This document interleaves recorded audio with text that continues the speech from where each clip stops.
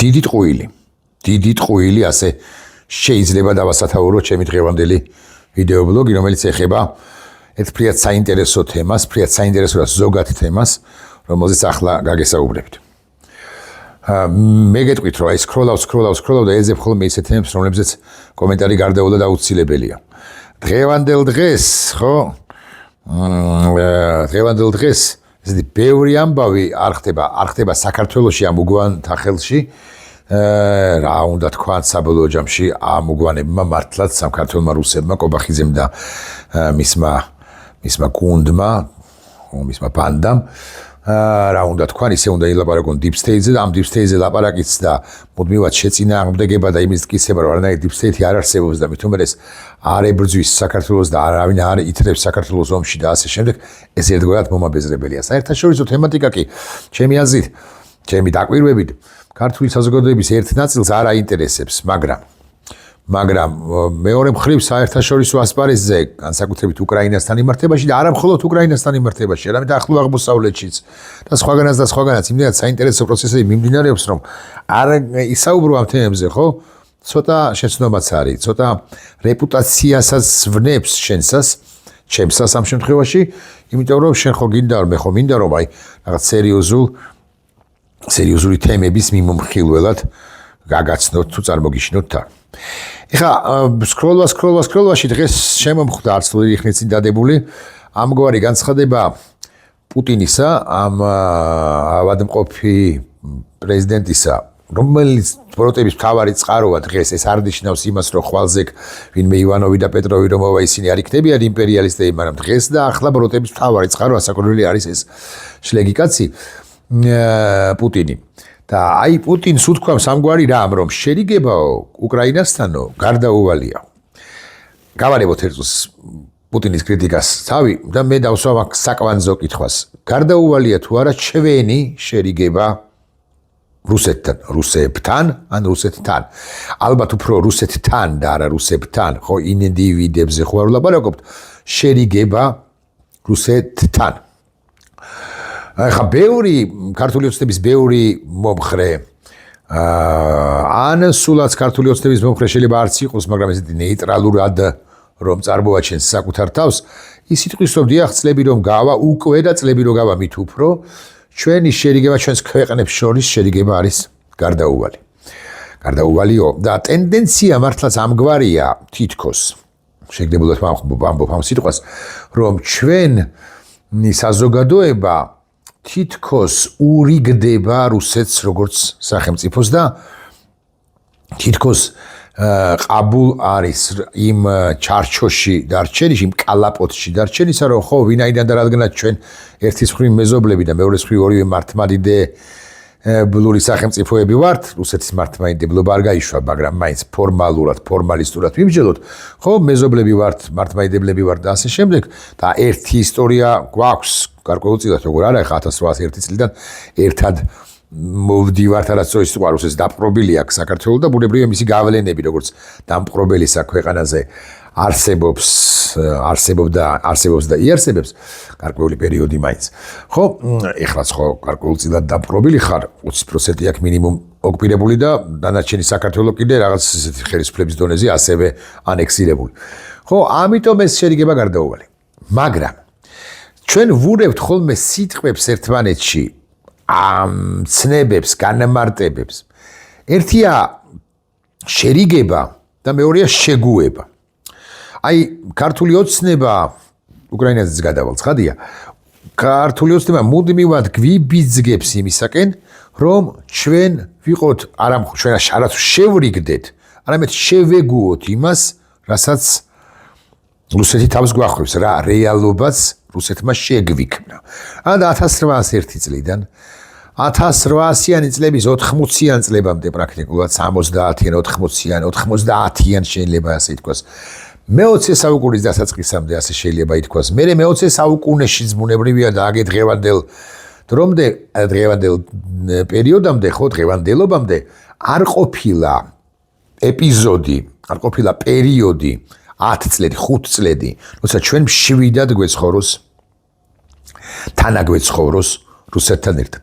ქართულ ოცნებას აკითხავთ, აქვს ეს წველი სურვილი, რომ ჩვენ შევეგუოთ რეალობას, რომ რუსეთი არის დამპყრობელი, ამას აღარც გვეუბნებიან, რომ რუსეთი არის მეგობარი, რომელმაც ეს რეალობა შექმნა და ჩვენ არანაირი პროტესტი ამის გამო არ უნდა გამოვხატოთ, არ უნდა გამოვთქვათ, არ უნდა ვიჩხუბოთ, არ უნდა ვიომოთ, არ მომერიდება ამ სიტყვისა და ასე შემდეგ და ასე შემდეგ, იმიტომ რომ რუსეთი ვეება სახელმწიფოა, ბაბაია, რომელსაც დათვია, რომელსაც ბაბაია უნდა დაუძახო თუ ბაბაიაო და როგორ არის რაღაც მახსოვს. ამას გვაგუებს და ამის გვიბიძგებს ქართული ოცნება. მაგრამ მეორე მხრივ ჩვენ შორის, მე დავს ვიკითხო და მე თავად ვეგავცემ ამ კითხვას პასუხს, ჩვენ შორის არის უზარმაზარი სისხლი. 2.5 საუკუნის განმავლობაში რუსეთმა დაღვარა საოცარი რაოდენობით სისხლი, არა მარტო 2008 წელს 90-იანებში, არა, მანამდე 20-იანებში გასული საუკუნისა, მანამდე მთელი 19 საუკუნის განმავლობაში ხვიდა აჯანყებებს როცა ახშობდა სისხლში, ხო?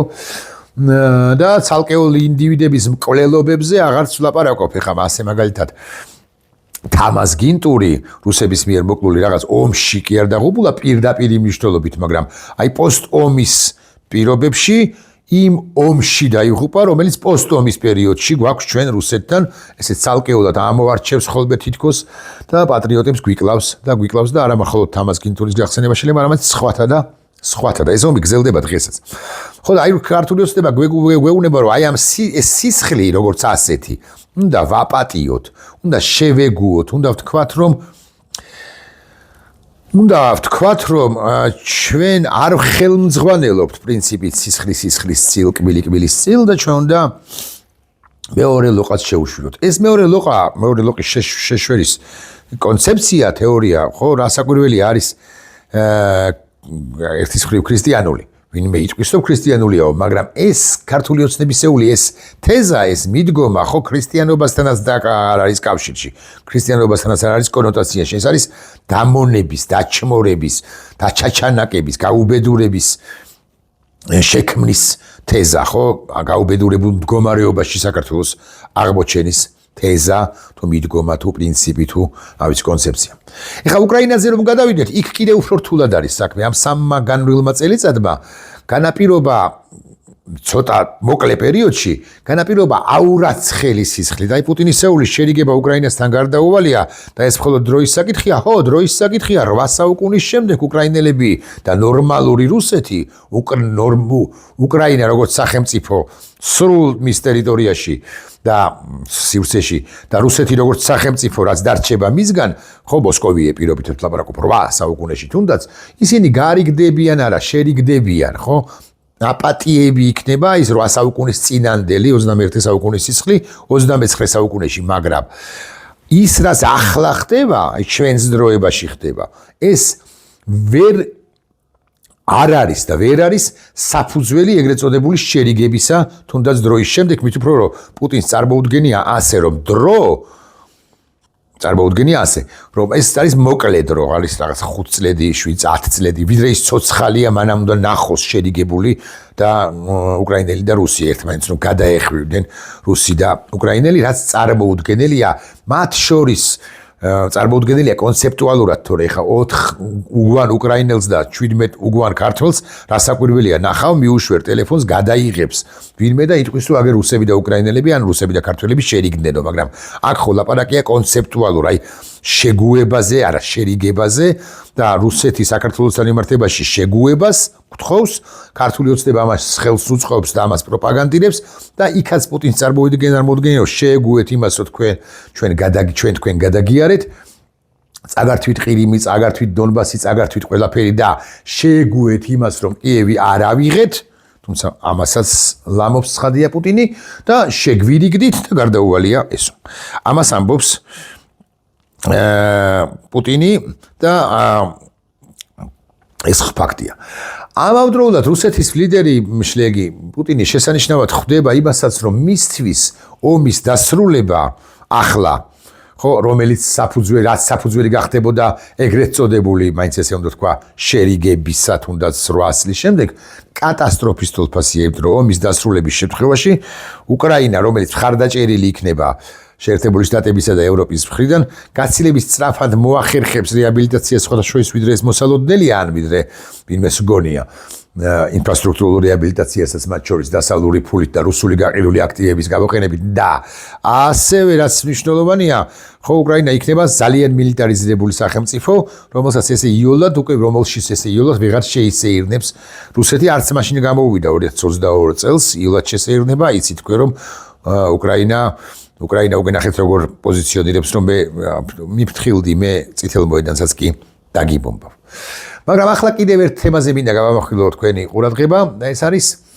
არის ცალკეულ ქართველთა ხალხს უსვამ ცალკეულ ქართველთა მიდგომა საკითხებისადმი ნახეთ როგორ დავიწყებ აი როგორი იქნება ჩემი წინადადებები უკრაინას მე უნდა ვაღიარო ფრიად ძალიან უჭირს პირობითად 57 სოფელთან ფრონტის 57 ხაზზე. ულხინს პირობითად ვლაპარაკობ 22 ხაზზე. რუსეთსაც შესაბამისად 22 ხაზზე უჭირს და 57 ხაზზე ულხინს, ხო? ანუ პირიქით რომ შევატრიალოთ და ჯამში რამდენიც გამოვიდა, არ ვიცი 79 თუ არ ვცდები ფრონტის ხაზი. პირობით რიცხვს ვასახელებს ხადია. ანუ აქა-იქ უჭირს უკრაინას, აქა-იქ უჭირს რუსეთს.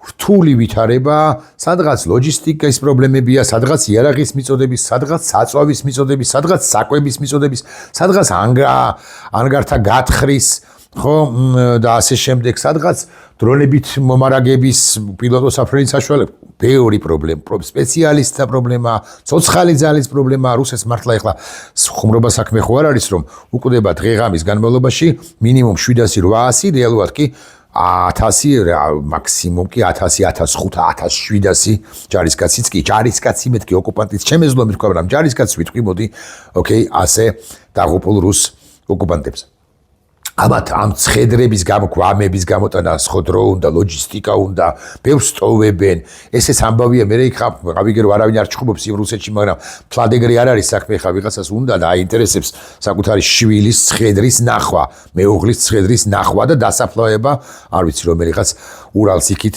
მდებარე სოფლის სასაფლაოზე ხო და აი ესეთი ამბებია თელი ორომტრიალია უკრაინას უჭირს მეთქი აკი გითხარით ნამდვილად მაგრამ როდესაც მე ვამბობ რომ უკრაინას უჭირს მე გულახდილად ვლაპარაკობ ვახდენ არა მხოლოდ ფაქტის კონსტატაციას არამედ ვამბობ ამას გარკვეული მნიშვნელოვანი ემოციით და წუხილით უკრაინას უჭირს და შესაძლოა არ დავამატო სიტყვები რა სამწუხაროა მაგრამ ჩანს აი ჩემს ემოციაში ჩანს რომ მე ამაზე ფრიად შეწუხებული გახლავართ, ამაზე გულნატკენი ვარ, მე მაქვს სურვილი და მხოლოდ სურვილი საბოლოო ჯამში აბა სხვა რა უნდა გავაკეთო, რომ ეს გამოსწორდეს და უკრაინას თუ ახლა უჭირს 57 სოფელთან თუ ფრონტის 57 ხაზზე, ასე მაგალითად ზეგ უჭირდეს 47-ზე და მე ნელ-ნელა რაღაც შეამციროს ამ თავისი შეჭირვება, გაჭირვებების რაღაც გეოგრაფიული არეალი შემცირდეს, ხო? იგივე წინადადებას, ამგვარივე წინადადებას, როცა წარმოთქვევით ქართველი რუსები, უკრაინას უჭირს, თითქოს რევანშს იღებენ, თითქოს ნიშნს გვიგებენ. თითქოს გვეუბნებიან, რომ აგე ხო გეუბნებოდი, რომ უკრაინას გაუჭირდებოდა, შესაბამისად 22 წელს და 22 წელს რა? 22 წლის 24 თებერვალს რა? რა უნდა ექნა უკრაინას? როცა კიევის მისადგომებთან კი არ იყო რუსეთი მისული, არამედ პრაქტიკულად იყო შესული კიევში და ხელი უნდა ეწია პრეზიდენტ ზელენსკის ან მის ადმინისტრაციას და უნდა გამოსულიყვნენ კიევის ცენტრში, ჩახბარებოდნენ უნდა რუსებს და რუსებს უნდა გადაეყვანათ ისინი მოსკოვში და მაღალი ალბათობით დაეხრიტათ კიდეც ან საბატიმროში ჩაესვათ, ან მოეწამლათ, ან მოეკლათ. რა უნდა ექნათ, უნდა ჩაებარებინათ 24 თებერვალს 22 წლისა ძალიან ნათლად ვაყალიბებ ამ კითხვას რა უნდა ექნათ უკრაინელებს ეს კითხვა არის აქტუალური უკრაინას უჭირს და აი ხო გეუბნებოდით რომ გაუჭირდებოდა რომ უკრაინა დამარცხდება ჯერ იქ არ მარცხდება მაგრამ ოკეი ვერ შევთანხმდებით ამაზე იმიტომ რომ თქვენ რუსულ საინფორმაციო წყაროებს უყურებთ სადაც რუსები ცხადია ამბობენ იმას რომ უკრაინა დამარცხდება. ჩვენ ვუყურებთ უკრაინულ და დასავლურ საინფორმაციო წყაროებს, სადაც უკრაინელების დასავლელების ამბობენ კომპეტენტური ადამიანები, რომ უკრაინა არ დამარცხდება, მიუხედავად შეჭირვებებისა. ვერ თანხმდებით, ოკეი, გავიარეთ. ეხლა მაქვს კითხვა რა უნდა ექნა თუნდაც 24 თებერვლამდე. უყურეთ, ძალიან მნიშვნელოვანია გავიგოთ ყველამ, რომ სუვერენული ქვეყნის უფლება გაწევრიანდეს ნებისმიერ სამხედრო პოლიტიკურ ან პოლიტიკურ ალიანსში. სუვერენული ქვეყნის უფლება, რომ მიიღოს ესა თუ ის საშინაო ან საგარეო პოლიტიკურ საკითხზე გადაწყვეტილება. სულაც არ იყო 2013 წლის ნოემბერში 2013 წლის ნოემბრიდან 2014 წლის თებერვლამდე სულაც არ იდგა იანუკოვიჩის მმართველობის პირობებში ნატოში უკრაინის გაწევრიანების საკითხი დღის წესრიგში. არ იდგა მიუხედავად 2008 წლის ბუქარესტის სამიტის გადაწყვეტილებისა, მაგრამ რუსეთმა არ მოაწერინა ხელი იანუკოვიჩს იმ ჩარჩო ხელშეკრულებაზე რეალურად, რომელიც უკრაინის ევროკავშირთან ასოცირების ხელშეკრულებას არ მოაწერია ხელი, ასოცირებას ეხებოდა. წარმოიდგინეთ, რუსეთმა დაბლოკა იანუკოვიჩს უთხრა, რომ არავითარ შემთხვევაში არ აზდიდებით შენ ნახევარის მე-17 ნაბიჯთაც კი არ დაუახლოვდები ევროპას. ამის შემდეგ მოხდა ის, რაც მოხდა და თებერვალში დასრულდა ღირსების რევოლუცია და წარმოიდგინეთ, ამაზე გადაფსიხებულმა და დამაშნია ზაგატოვკები რო ჰქონდა იმ რუსეთმა, პუტინმა, შლეგმა, ლიდერმა უკვე მარტში ჩაატარა რეფერენდუმი ყირიმში და მიერთა ყირიმის ნახევარკუნძული ერთი გასროლის გარეშე, ესე რომ ამბობენ მათ შორის შეერთებული შტატებიდანაც, ხო 100-ია, მაგრამ ახლა რატო არ მოხდა ეს კიდე ცალკე სალაპარაკო თემაა. ხო და გეკითხებით მე თქვენ. რა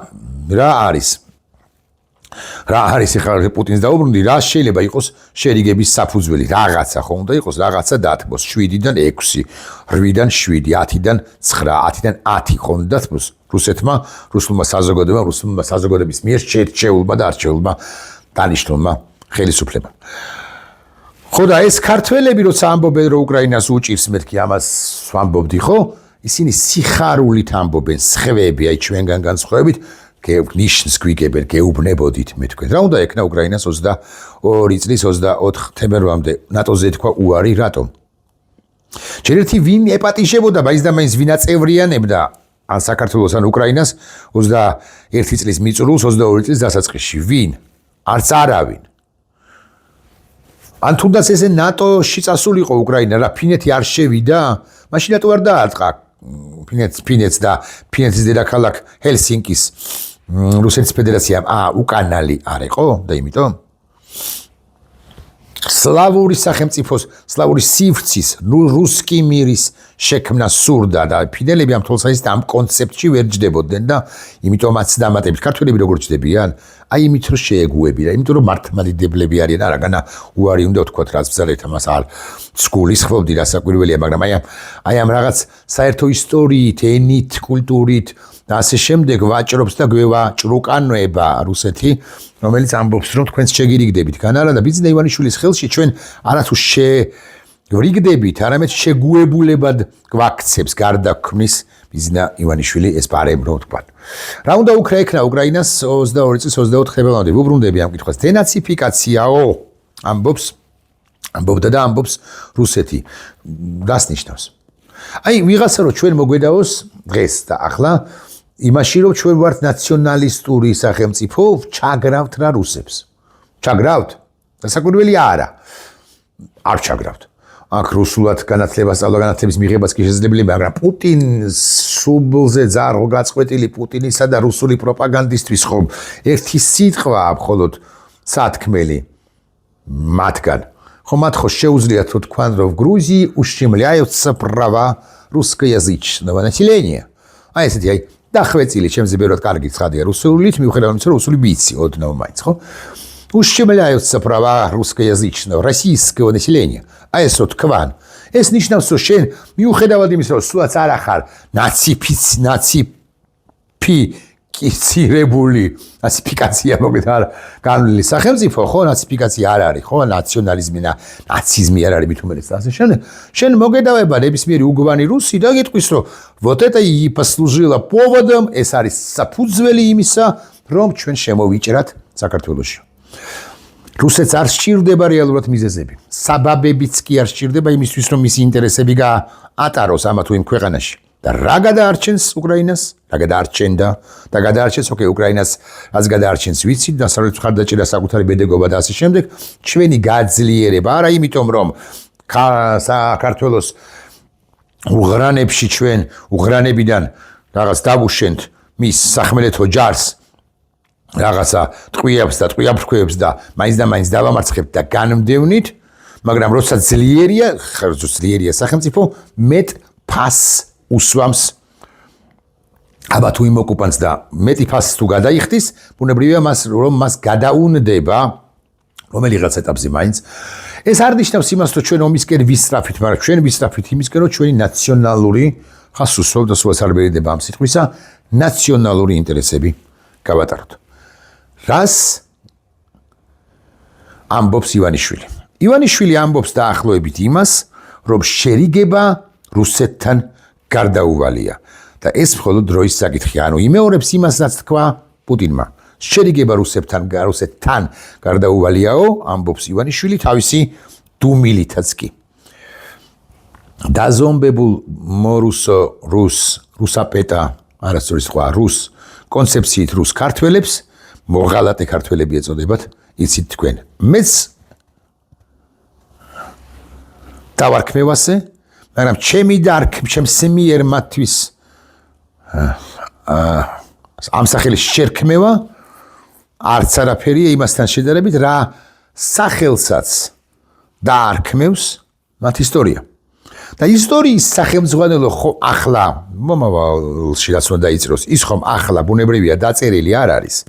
არავის არ აუკრეფავს თითოუკებით ისტორიის ეს თავი, საქართველოს ისტორიის ეს თავი, არც ერთ დღევანდელ ისტორიკოსაც კი, მაგრამ გაგიკვირდებათ და დაწერილია. უკვე დაწერილია ფიგურალური მნიშვნელობით ვამბობ ამას, უკვე ნაფიქრია ამაზე, ნამუშევარიც არის ამაზე, უკვე ცნობილია წინადადებები, რომლებსაც მომავალი მეისტორიები, ისტორიკოსები, მემატიანეები ჩაწერენ ისტორიის მომავალ სახელმძღვანელოში. ამის ამოძირკვაც უნდა ივანიშვილს და პუტინს, ისევე როგორც ქაქუცას ამოძირკვა უნდა, ექვთიმე თაყაიშვილის ამოძირკვა, ივანე ჯავახიშვილის ამოძირკვა უნდა და ასე შემდეგ და ილია ჭავჭავაძისაც კი. მაგრამ არ გამოვა ეს რომ იცოდეთ. ნახვამდის.